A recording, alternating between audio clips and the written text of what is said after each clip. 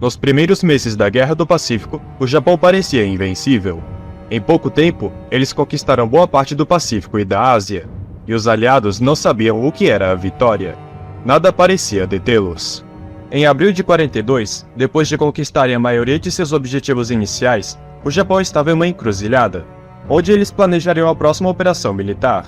Expandir o seu perímetro defensivo pelo Pacífico Sul, invadindo as ilhas Fiji, Nova Caledônia e Samoa, ou atrair os porta-aviões americanos para uma batalha decisiva em Midway. Tudo dava a entender que os japoneses continuariam a sua expansão pelo Pacífico Sul. Até que no dia 18 de abril, um porta-aviões realizou uma missão praticamente impossível.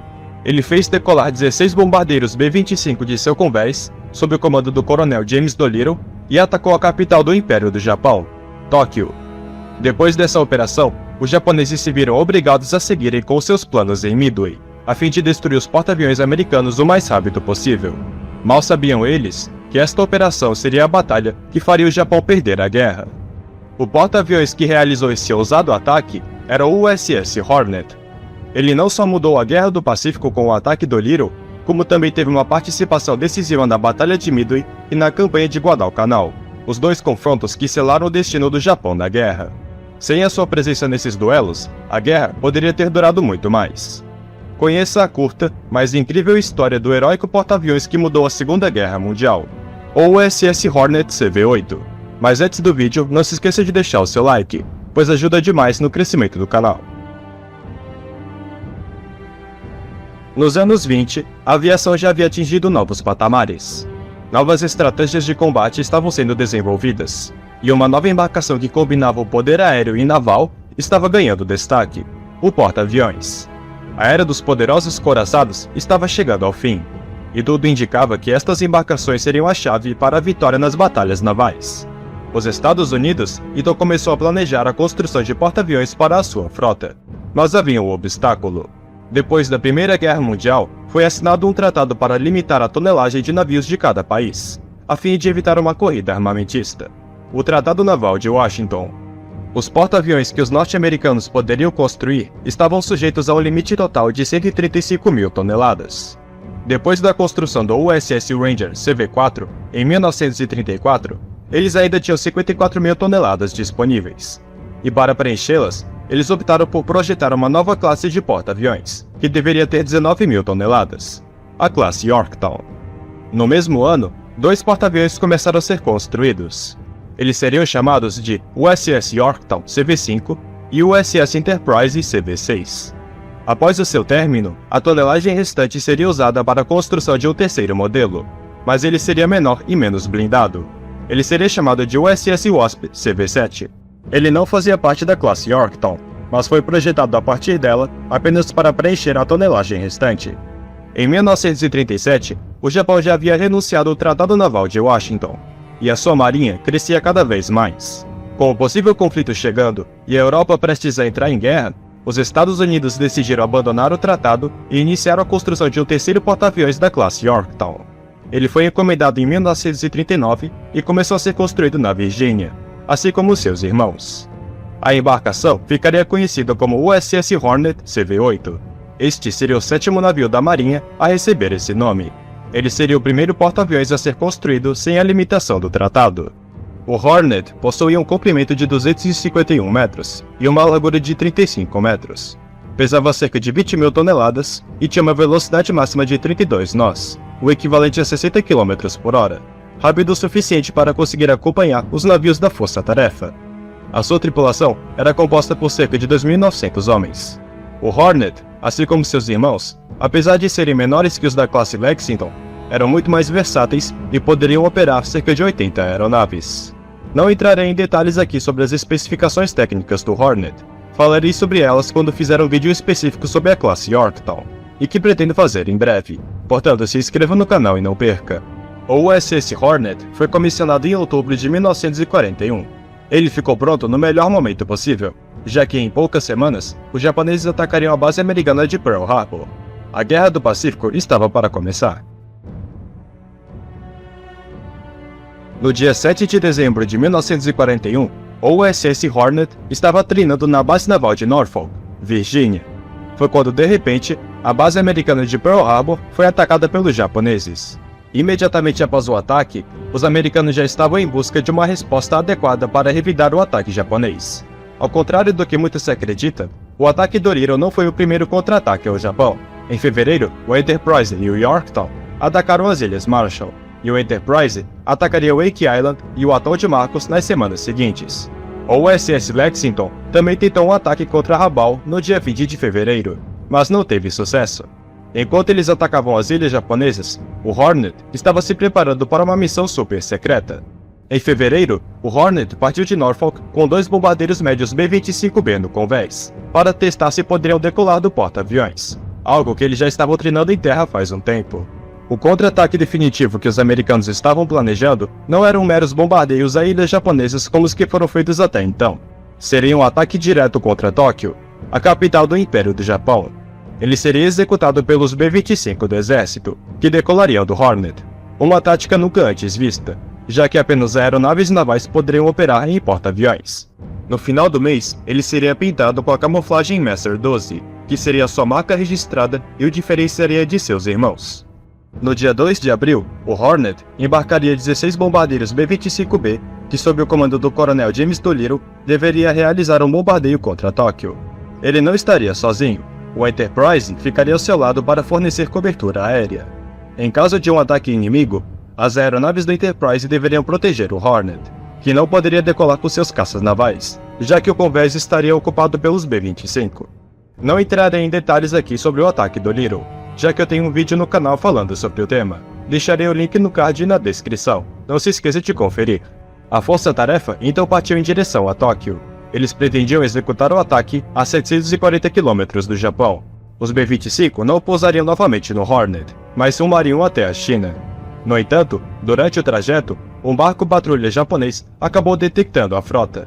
Ele foi rapidamente destruído, mas conseguiu enviar uma mensagem para os japoneses alertando a sua presença.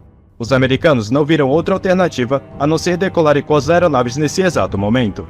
A decolagem foi bem sucedida, e os bombardeiros rumaram em direção a Tóquio. O ataque foi um tremendo sucesso. Eles conseguiram atingir o coração do Japão. Embora os danos causados tenham sido mínimos, ele teve um efeito psicológico devastador nos japoneses. Depois de tantas vitórias desde Pearl Harbor, o Japão estava em um dilema.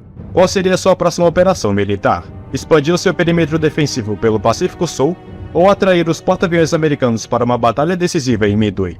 A maioria dos japoneses optava pela conquista de novos territórios no Pacífico Sul, e parecia não dar tanta importância para o fato de os porta-aviões inimigos ainda estarem intactos. Mas depois do ataque do Doolittle, os debates se cessaram, e os japoneses perceberam que antes de novas conquistas territoriais, eles precisavam acabar com os porta-aviões, já que era uma ameaça à pátria, e aprovaram a operação em Midway. Todos os B-25 foram perdidos. Os danos causados foram insignificantes, mas o ataque nem de longe fracassou. Por causa dele, os japoneses optaram pela operação militar que selaria o seu destino na Segunda Guerra Mundial. Mas a operação em Midway não seria um desastre apenas para os japoneses. Ela também seria uma catástrofe para o USS Hornet. A operação em Midway estava marcada para o dia 4 de junho. Os japoneses acreditavam que ao atacar essa ilha, tão próxima de Pearl Harbor, os Estados Unidos não deixariam de enviar seus porta-aviões para protegê-la. Eles planejavam atacá-la de surpresa, mas acontece que os americanos já sabiam de seus planos. Sendo assim, os Estados Unidos enviaram 3 porta-aviões para Midway: o Enterprise, o Hornet e o Yorktown, que foi reparado em tempo recorde após ser danificado na Batalha do Mar de Coral. Na manhã do dia 4, a frota inimiga foi avistada, e o primeiro ataque foi realizado pelas aeronaves baseadas em Midway, mas não causaram danos à frota japonesa. Enquanto isso, a força-tarefa se preparava para o ataque. O responsável pela operação, o almirante Raymond Spruance, acreditava que a vitória seria alcançada se eles atacassem o mais rápido possível, e imediatamente ordenou o ataque contra a frota japonesa. Para apressá-lo, os aviadores navais foram ordenados a não esperarem pelas aeronaves dos outros porta-aviões. Eles deveriam partir para o objetivo assim que decolassem.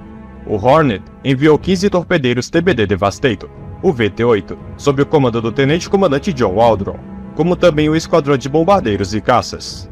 Quando chegaram ao local designado, os japoneses não estavam ali. O ataque das aeronaves baseadas em Midway fez com que a frota mudasse de lugar.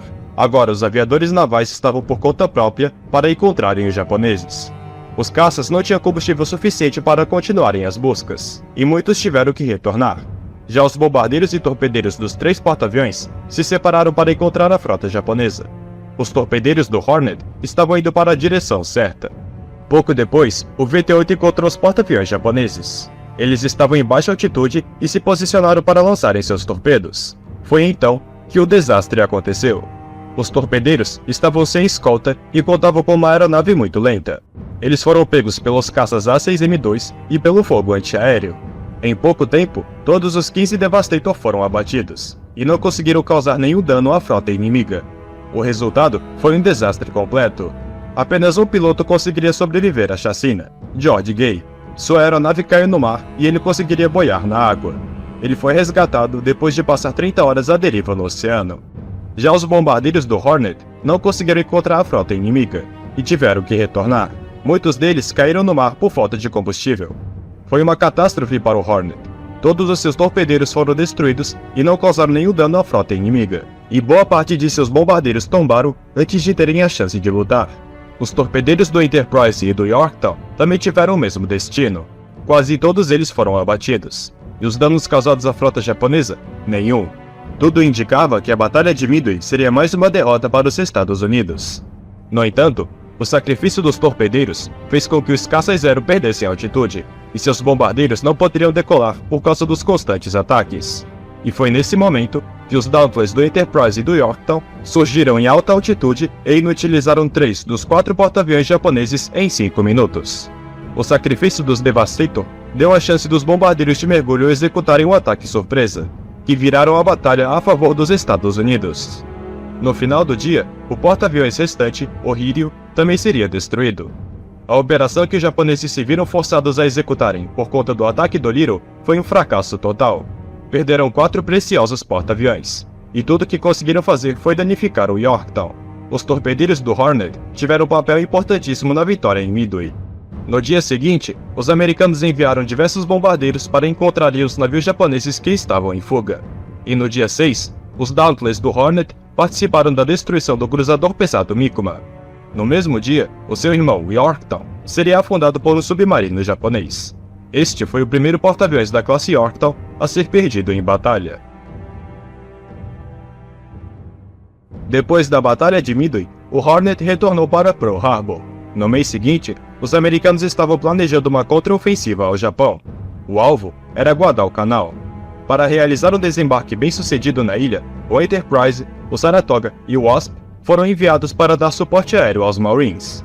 Já o Hornet permaneceria em Pearl Harbor para quando alguma coisa acontecesse nesse tempo, os americanos tivessem algum porta-aviões disponível para a ação. Depois do desastre em Midway, a Marinha substituiu os Devastator pelo novo TBF Avenger.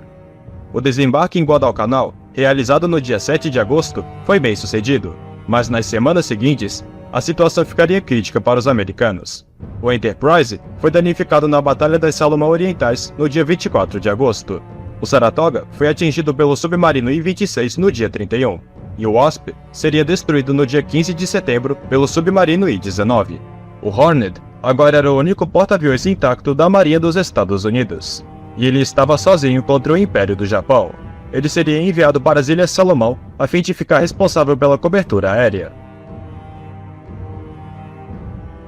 Se a Batalha de Midway foi uma catástrofe para o USS Hornet, em Guadalcanal seria ainda pior. Enquanto fornecia cobertura aérea nas Ilhas Salomão, o seu irmão, o Enterprise, seria reparado e retornaria para a ação.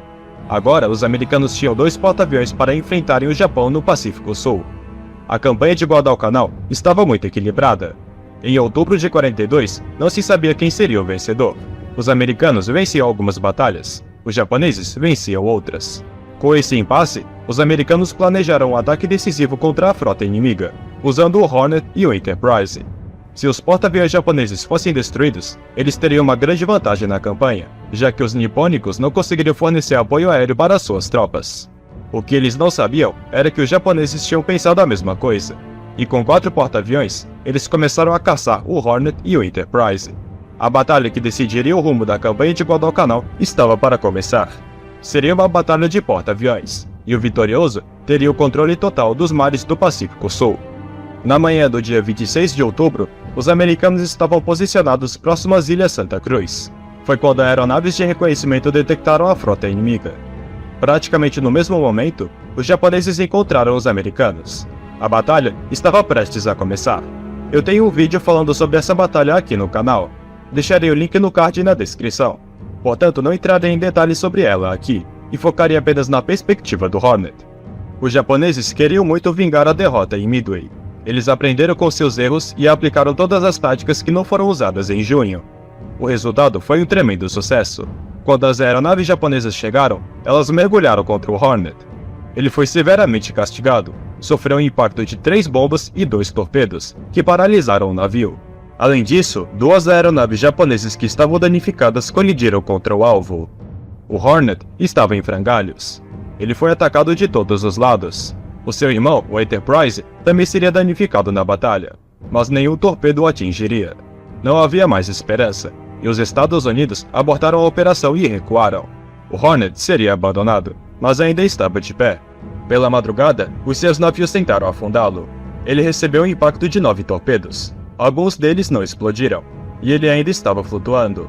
Foi quando os destroyers japoneses que estavam perseguindo a frota americana chegaram e o afundaram. Este foi o fim de um dos mais heróicos porta-aviões americanos da Segunda Guerra Mundial. Mas o preço pago pelos japoneses em aeronaves foi tão alto que eles também tiveram que recuar.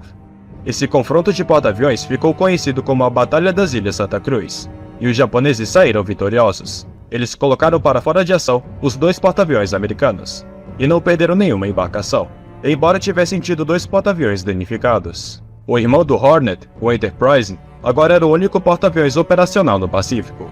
Ele foi rapidamente reparado e voltou para Guadalcanal. Já os navios japoneses danificados levaram meses para serem consertados. Os japoneses conseguiram vingar a derrota em Midway.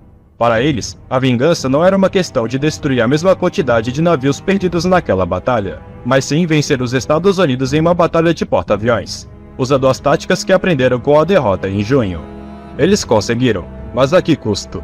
O Hornet não tombou antes de levar consigo muitos bombardeiros japoneses e suas tripulações. A Batalha das Ilhas Santa Cruz foi uma vitória de pirro para os japoneses. Se antes dela a campanha de Guadalcanal estava muito equilibrada, depois dela, a vitória dos Estados Unidos era uma questão de tempo, já que as perdas japonesas não puderam ser repostas, e seus porta-aviões danificados estariam fora de ação pelo resto da campanha. Os japoneses queriam fazer dessa batalha uma vitória decisiva, para que pudesse reverter o rumo da guerra ao seu favor, mas não conseguiram. Essa vingança, entre aspas, apenas acelerou a sua derrota na Segunda Guerra Mundial. O Enterprise agora estava lutando sozinho contra o Japão, até que os primeiros porta-aviões da classe Essex começaram a aparecer no campo de batalha. Ele sobreviveria até o fim da guerra e se tornaria o porta-aviões mais condecorado dos Estados Unidos. O Saratoga também sobreviveria à guerra. Já o Hornet foi o porta-aviões com a vida mais curta da Marinha Americana, mas no seu pouco tempo de vida, ele foi responsável pelo ataque do Little, o seu papel na Batalha de Midway foi fundamental para a vitória dos americanos, e seu sacrifício na Batalha das Ilhas Santa Cruz selou o destino dos japoneses na campanha de Guadalcanal. O Hornet foi um dos navios mais heróicos da Guerra do Pacífico. Ele não é tão conhecido como o Enterprise. Contudo, em menos de um ano, ele foi capaz de mudar a Segunda Guerra Mundial a favor dos Estados Unidos, e deixou a sua marca na história. O seu papel na guerra foi tão importante que após a sua perda, os americanos pensaram: precisamos de um Hornet. E o porta-aviões da classe Essex CV-12, que estava sendo construído, receberia o seu nome e continuaria o seu legado. Eu falarei sobre ele no futuro em um vídeo aqui no canal. Em 2019, o Hornet CV-8 seria encontrado a 5.300 metros de profundidade nas Ilhas Salomão, onde descansa nas profundezas do oceano. Se gostou desse vídeo, deixe o seu like e se inscreva no canal para não perder nenhuma novidade. Eu vou ficando por aqui e até o próximo vídeo.